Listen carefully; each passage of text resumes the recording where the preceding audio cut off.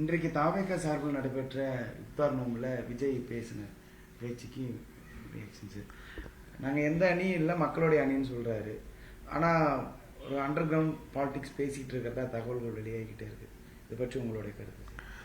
தேர்தல்கள்னு வந்துட்டால் எல்லா கட்சிகளும் ஆட்சியை பிடிக்கணும், முதலமைச்சர் ஆகணும்னு சொல்கிற மாதிரி இப்போ நடிகர் விஜய் அவர்கள் ஆரம்பித்திருக்கக்கூடிய கட்சியும் இப்போ அவர் சொல்ல ஆரம்பிச்சிருக்கிறாரு. ஒரு கட்சின்னு சொன்னால் அதனுடைய கொள்கை என்ன, அவங்களுடைய நடவடிக்கைகள் என்ன அப்படின்னு தெரியணும். அதுபோக அவங்களுடைய பலம் என்னங்கிறது ஒரு தேர்தலனா செஞ்சிருக்கணும்.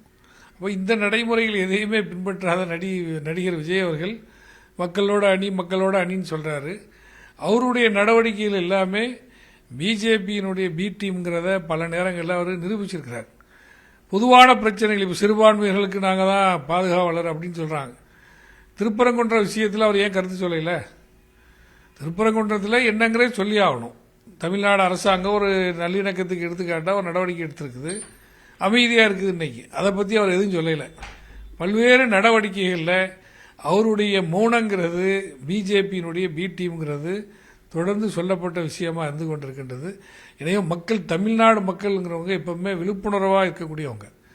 யாருக்கு ஓட்டு போட்டாலும் அவங்களுடைய நடவடிக்கைகள் என்ன, அவங்க என்ன செய்திருக்கிறாங்க அப்படிங்கிற அடிப்படையில் பார்த்து தான் ஓட்டு போடுவாங்களே தவிர கண்மூடித்தனமாக யாருக்கும் ஓட்டு போட மாட்டாங்க. எனவே அவர் பிஜேபியினுடைய பி டீம் தான் விஜய் என்பது பல நேரங்களில் நிரூபித்திருக்கிறார்.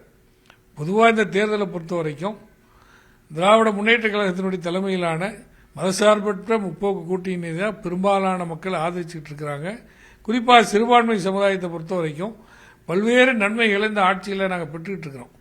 எல்லோருக்குமான ஒரு ஆட்சியாக இருக்கின்றது, நல்லிணக்கம் இருக்கின்றது. எனவே சிறுபான்மை சமுதாயத்தினுடைய ஒட்டுமொத்தமான வாக்குகளும் சிந்தாமல் சிதறாமல் திமுக கூட்டணிக்கு தான் விழும். அதே போல விஜய் அவர்களை பொறுத்த வரைக்கும் எவ்வளவு அவசரப்பட்டு ஒவ்வொரு நடவடிக்கைகள் அவர் செய்வதுங்கிறது ஒரு மெச்சூர்டு பொலிட்டீசியனா தெரியல. தங்களுடைய கொள்கை மத சார்பற்ற சமூகம் தான் அப்படின்றத மாதிரி பேசியிருக்காரு. உண்மையிலுமே அது பின்பற்றிட்டு இருக்காரு. அதுதான் நான் சொல்றேன், மதசார்பற்ற கொள்கைன்னு சொன்னா திருப்பரங்குன்றத்திலேயும் சொல்லல. திருப்பரங்குன்றத்தில் இதுவரைக்கும் நடைமுறையில் இருந்தது ஒன்று இருக்குது. நீதிபதி ஒரு கருத்து சொல்றாரு. அதன் மூலமாக அங்கே ஒரு லா அண்ட் ஆர்டர் ப்ராப்ளம் வந்துடும், மத நல்லிணக்கம் கெட்டு போறதுங்கிறதுக்காண்டி அரசாங்கம் ஒரு நடவடிக்கை எடுத்திருக்கு. இதுல என்னங்கிறத அவர் ஸ்டாண்ட சொல்லலையே.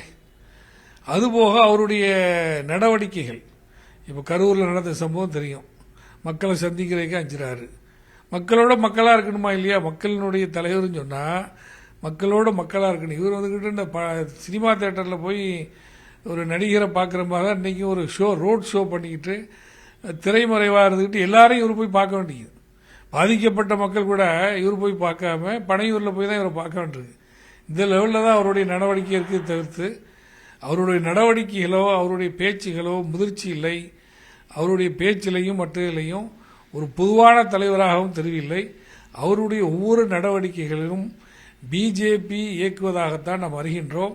அவர் மட்டுமல்ல, அவரோடு நெருங்கி இருக்கக்கூடிய ஆதவ் அர்ஜுன் போன்றவர்களுடைய பேச்சுகள்லாம் இருக்க ரொம்ப ஒரு மட்டரகமான பேச்சு. அவருடைய கூட்டத்தில் எல்லாம் திமுக தானே திட்டுறாரு, பாஜகவை பற்றி விமர்சிக்கிறது இல்லை. ஏற்கனவே ஊழல் நிறைந்த ஒரு ஆட்சியாக இருந்த அதிமுகவை பற்றி வாயை திறக்கிறது இல்லை. அப்படி இருக்கும்போது அவர் எப்படி மதசார்பற்ற ஆளு, பொதுவான ஆண்டு சொல்லுவாரு?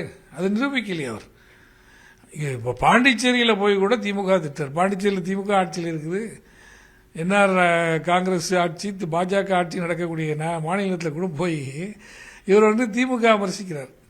எனவே அது அவருடைய அந்த ஒரு வகையான ஒரு வெளித்தோற்றம். அவரை பற்றி எல்லாரும் சொல்லக்கூடிய செய்திகளை வச்சுக்கிட்டு பெருசாக நடக்குன்னு நினைக்கிறாங்க. அது ஒன்றும் நடக்காது. யதார்த்தத்தில் அவர் மக்களோடு இல்லை. மக்களுடைய நடவடிக்கையில் அவர் கருத்து சொல்ல அஞ்சுறாரு. எனவே இது போன்றவர்களுக்கு மக்கள் ஆதரவளிக்க மாட்டார்கள். மக்களோடு இருக்கக்கூடியவர்கள், எல்லா மக்களுக்கும் உரியவர்களாக இருக்கக்கூடியவர்களுக்கு தான் தமிழ்நாடு மக்கள் இதுவரை வாக்களித்திருக்கின்றார். நன்றி சார். ரொம்ப சந்தோஷம்.